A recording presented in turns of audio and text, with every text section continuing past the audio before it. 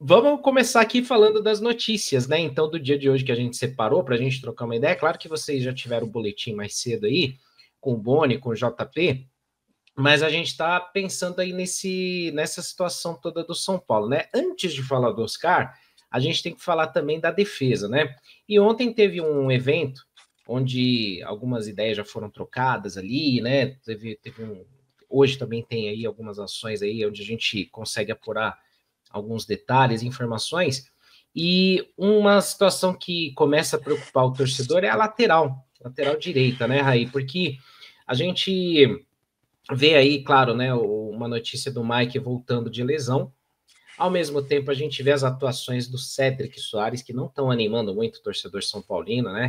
E ontem saiu até a informação do Moreira, que ele foi integrado ao Porto A, né, o time principal do Porto, lá para fazer ali a pré-temporada e tudo mais, né? E essa lateral direita passou a ser um problema aí para o São Paulo. Ao passo que na esquerda o Wendel jogou muito bem, o Cédric vem preocupando, né, Raí? Porque ele não vem conseguindo manter boas atuações. A gente se preocupa ali porque poderia ter um outro jogador, mas aí seria improviso. O São Paulo tem que buscar um lateral. E há quem diga que o São Paulo está buscando já um jogador mais polivalente. Saíram alguns rumores ontem que não se confirmaram, tal. Como é que você vê essa situação, Raí? São Paulo tinha laterais, se desfez, faz falta ali ter o Moreira que não jogava também. Como é que você vê esse cenário todo aí da lateral direita, Raí? Bom, Senna, me surpreende muito pouco a notícia do Moreira ser integrado ao time principal do Porto. Eu sempre achei ele excelente jogador do ponto de vista técnico. É fato que ele tinha outros problemas quando jogava no São Paulo. Pouca sequência por conta de lesões, problemas físicos. Eu acho que até mentalmente, em algum momento, isso interferiu no corpo, né? A cabeça não tá tão bem, interferiu no corpo. E aí eu sempre me lembro, Senna, de um exemplo que até o Marcelo Beckler contou uma vez numa entrevista, ele que mora na Espanha, cobre de perto Barcelona, sobre o Ansu Fati, né? E aí as pessoas vão entender por que isso tem relação com o Moreira. O Ansu Fati teve várias lesões muito sérias e ele é um jogador muito talentoso, com uma expectativa muito alta, camisa 10 do Barcelona.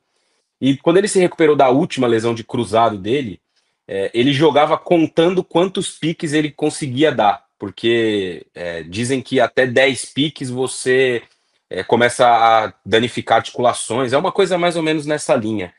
E quando ele dava o 10º pique, ele sentiu o joelho dele estralar. Então você vê como mentalmente é importante isso, né? Porque se o cara joga contando quantos piques ele vai dar até o joelho dele estralar no campo, ele tá fazendo tudo menos prestando atenção no jogo. E isso é uma coisa meio difícil do cara administrar, né? Porque ele sabe que ele pode ter uma lesão na recaída, ele sabe que ele pode ter uma recaída na lesão, ele sabe que ele pode ter um problema que vai de novo afastar ele dos gramados durante o período, então ele vai se poupando, né? Quando vai chegando perto ali do número do 10º pique, ele já começa a ficar inseguro para fazer uma jogada, para dar um drible, para buscar um lançamento. Então, em uma medida diferente, porque eu não tenho informações em relação ao Moreira nisso, talvez tenha alguma relação, porque eu tenho a percepção que muitas vezes era uma questão mais mental dele, né? Isso faz ele ter uma recaída em relação à lesão. Eu lembro do jogo contra o Cruzeiro, por exemplo, no ano passado, que ele sai jogando e sai no primeiro tempo ainda do jogo. Então, do ponto de vista de talento, de qualidade, ele me parece ser um jogador assim dos melhores que o São Paulo formou. O Raí, a Mas ele partir não daquele conseguiu. jogo que ele sumiu, né? A partir Sim, daquele jogo ele não apareceu mais no time, né? depois não jogou mais, aquele jogo apertadinho que o São Paulo ganhou 1-0, até jogou mal aquele dia, né? O Cruzeiro pressionou muito o São Paulo naquela ocasião, era o Cruzeiro do Seabra, no Campeonato Brasileiro do ano passado. E aí ele não jogou mais, como disse o Kaique, mais adiante foi negociado. Eu sempre achei um negócio ruim, disse aqui naquela ocasião, você abrir mão de um jogador para tentar trazer outro que viria em fim de contrato poucos meses depois, no caso o Wendel. E isso não tem a ver com a qualidade do Wendel, acho que é um bom jogador, foi um bom reforço, mas não nos moldes que foi feito. Então me surpreende muito pouco a ascensão dele ao time principal. Acho que era mais uma questão de mentalmente ele conseguir ali se focar mais no jogo ou melhorar algum outro aspecto que possa fazer ele ficar inseguro e com isso ter lesões, porque isso acontece bastante com o jogador de futebol e talvez ele tenha buscado também uma ajuda profissional nesse sentido e tenha melhorado nesse aspecto. Então me surpreende pouco essa questão do Moreira lá e acho que o São Paulo acabou perdendo um ativo importante que poderia sair depois por um valor ainda maior. Então, feito todo este preâmbulo, olhando para a questão atual, Eu acho que é preocupante, né? Claro que sim, o São Paulo só tem um jogador para lateral direita, que é este que nós estamos vendo aí na foto. Eu até acho que no jogo contra o Corinthians ele foi bem sob um ponto de vista, não tão bem sob o outro. Ele foi um jogador muito importante em aspectos táticos do jogo. Eu vi um Cedric muito mais ofensivo nesse jogo contra o Corinthians, subindo para atacar, pressionando lá em cima em vários momentos. Eu acho que tecnicamente ele ainda acaba mal algumas jogadas, o passe, o cruzamento, a finalização ele não vai tão bem. Mas do ponto de vista tático, físico, principalmente, para a missão que ele tinha ali do lado direito, ele foi bem. Agora, a necessidade de ter um jogador para essa função, ela é muito clara, muito óbvia, porque você só tem um, 3 competições, jogos em cima de jogos. Por exemplo, essa semana, São Paulo joga quinta-feira à noite em Caxias do Sul. Domingo à tarde ele já está de volta para jogar no Morumbi. Será que jogadores como ele, com uma idade mais avançada, vão suportar essa batida de tantos jogos assim seguidos, né? Eu tenho um pouco de dúvida. Então é uma urgência, mas como eu também já disse aqui algumas vezes, dentro daquele molde que eu, pelo menos, imagino ser o ideal. Jogador vindo de graça, em fim de contrato, salário baixo. É o ideal? Não é. Você vai trazer o de mais qualidade assim? Dificilmente. Mas eu acho que é o que o clube pode tentar nesse momento, na situação financeira que ele vive. Pois é, cara, e até a gente deixou uma enquete aí também, Kaique, porque é o seguinte, no padrão, né, a gente sempre fala assim, mas promove da base e tal, né, ao mesmo tempo, quando a gente fala da base, cria-se aquela expectativa, né, pô, não, mas fulano na copinha jogou bem e tal, aí no profissional é outra história, é outro cenário.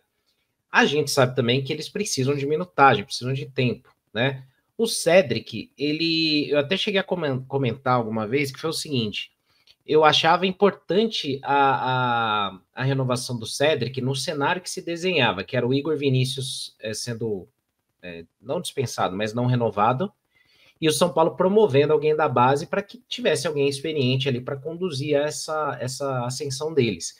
Só que não para renovar por 3 anos, né, o Cedric, e ao mesmo tempo agora a gente ouve que o São Paulo não está levando assim tanto em consideração a promoção da base ali, né, que você tem o Mike, tem o Igor Felisberto, os 2 nomes principais, o Ângelo, né, que é um jogador que ninguém ouvia falar tanto, mas foi vendido e teria que ter uma minutagem no profissional para o São Paulo ganhar um pouco mais. E aí ontem até saiu um rumor do Pumita Rodrigues que, pelo que a gente apurou, pelo que se falou aí, não, o São Paulo desmentiu, falou que não tem nada a ver, que não procurou, né? Que até o jogador teria sido oferecido, mas o São Paulo não teria interesse, porque todo dia alguém oferece jogador para o São Paulo e faz parte.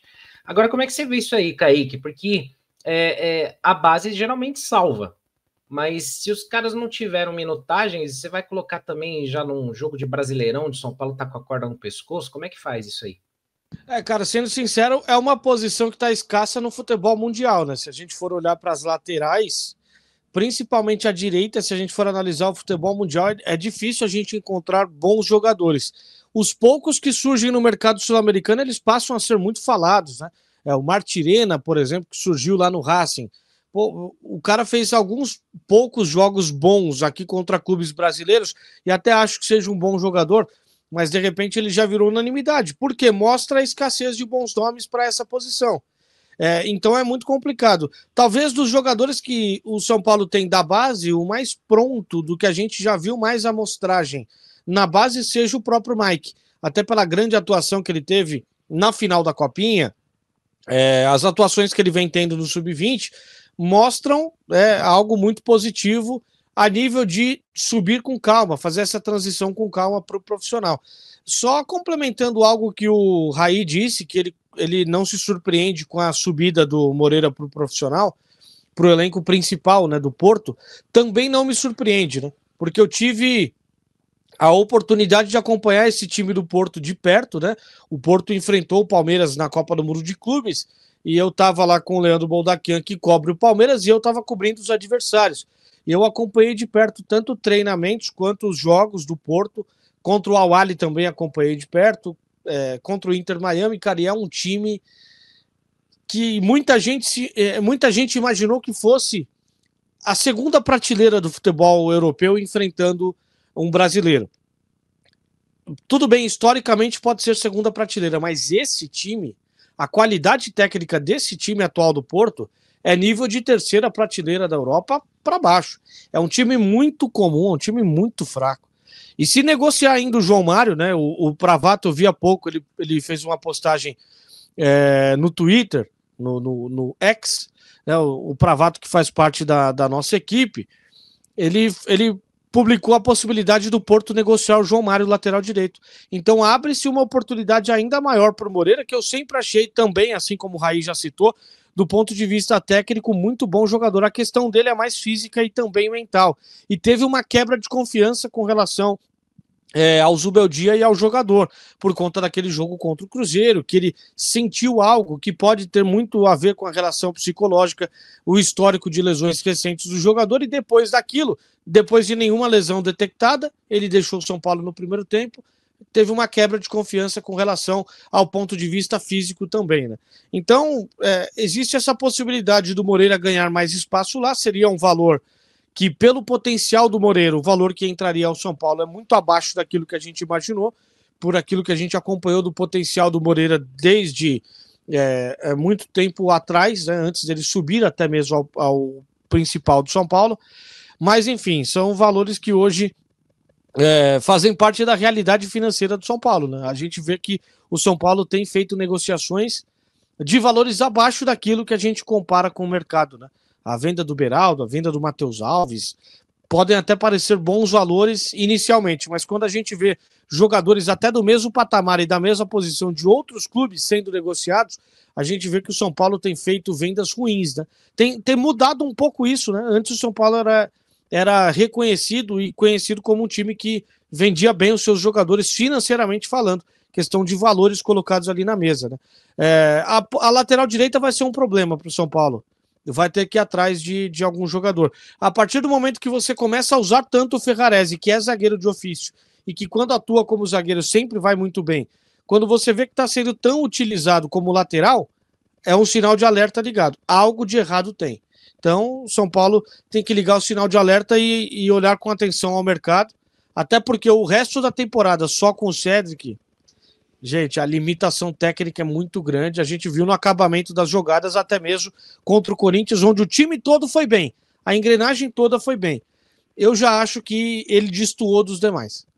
Se for para dispensar o Igor Vinícius e trazer o Igor Vinícius que habla, dá na mesma. Pois é, você tem um jogador lá e traz um parecido, né? Eu não faria essa contratação. Mas aí, Senna, esbarra muito também naquilo que eu disse há pouco. Quando você tem pouca capacidade de contratação, tô falando do ponto de vista financeiro, né?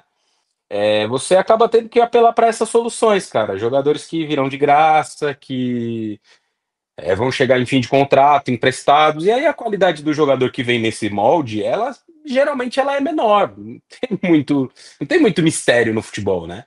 O cara mais caro, ele geralmente tem mais qualidade. O cara que vem em fim de contrato, vem emprestado, vem como uma solução, ele pode funcionar, ele pode ir bem, mas não é muito essa a regra, né? E acho que até o São Paulo tem alguns exemplos nesse sentido aí nos últimos anos. Claro que você tem também exemplos bons do ponto de vista de captação e economia ali, buscando por um empréstimo, como o Marcos Antônio, que é um dos melhores jogadores do time nessa temporada. Ele veio sem custos no primeiro momento, né? E teve a renovação do seu vínculo agora com a possibilidade de compra quando esse vínculo foi encerrado. E é um muito bom jogador, tem jogado muito bem nessa temporada com os dois treinadores, com o Crespo numa função diferente. Com o Crespo ele virou o primeiro volante na saída de bola, principalmente, né? Na hora de marcar ele, Bobadilha ele lado a lado. Mas quando o São Paulo vai sair para o jogo, ele atua como primeiro volante. Até fiz um vídeo mostrando um pouco isso, tá lá no Instagram do Arquibancada também, né? Então, ele tem sido um cara muito importante e veio nesses moldes. Veio num valor mais barato, veio sem custo, perdão, e você conseguiu fazer ali uma captação interessante. Mas essa é uma exceção que confirma a regra de que nem sempre você vai conseguir de graça, buscando por empréstimo ou em fim de contrato, aquele jogador que vai se destacar, que vai ter a maior qualidade, enfim. Então vai ter que ser criativo para mapear um nome e buscar um cara que se adeque à questão financeira. Eu tenho batido muito nessa tecla aqui, até tenho sido um pouco repetitivo, mas assim, essa é uma bandeira que eu vou defender durante muito tempo. O São Paulo não tem mais condição de ficar fazendo investimento alto em jogador, qualquer um deles, cara. É bom ter jogador caro, é bom ter jogador que joga muito e que chega com a expectativa elevada, o cara que vende camisa, né? Mas não dá, cara. Se não começar a olhar para isso com mais atenção, não vai sair desse buraco nunca. Então, assim, eu continuo com essa minha tese de que você vai precisar de criatividade para trazer. O Mike seria uma opção interessante? Seria legal ter o Mike. Mas, cara, como ele vai lidar com a oportunidade de ser titular, assim, de cara, né? Eu sempre penso que o ideal para a base é você tê-la como um complemento de elenco. Eu sei que na realidade do futebol brasileiro isso quase nunca é possível, né? Os garotos da base são, na maioria das vezes, usados como solução. Eu acho isso muito ruim, porque mesmo que um ou outro apareça e se destaque muito, como um Estevão, como um Endrick, num tempo maior, né? Lá atrás no São Paulo teve, por exemplo, Luiz Araújo e David Neres que subiram e saíram muito rápido por bons valores. O próprio Antony é a mesma coisa, né? O Antony eu acho que é até um exemplo melhor porque ele se fixa no time durante uma temporada completa, né? Ele vai vendido no fim do ano apenas pro Ajax. Pro Ajax? Pro Ajax. Então, eu sempre acho que a base tem que ser complemento, né? E aí você ter a base como solução, você coloca uma pressão muito grande em cima do garoto, né? Então seria legal, por exemplo, você ter ali dois laterais e o Mike para entrar às vezes, para jogar um jogo ou outro, para ficar relacionado e tal. Ter ele com a perspectiva de ser o cara da lateral direita, eu acho muito complicado. Pode funcionar, mas não é muito a regra do futebol nos últimos anos.